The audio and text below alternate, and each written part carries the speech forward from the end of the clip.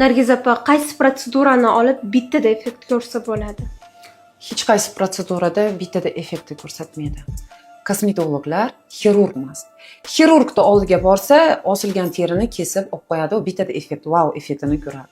Lekin kosmetologga kelayotgan patsientlar bittada effekt ko'rmaydi. Nima sababdan?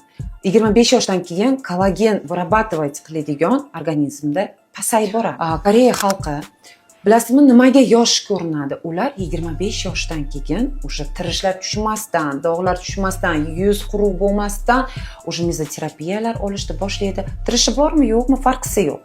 Bizdachi qanaqa?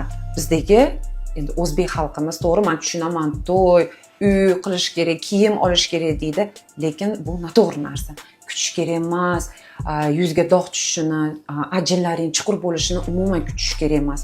Sizlarning yuzlaring, kechirasizlar-ku, bu divan emas-ku.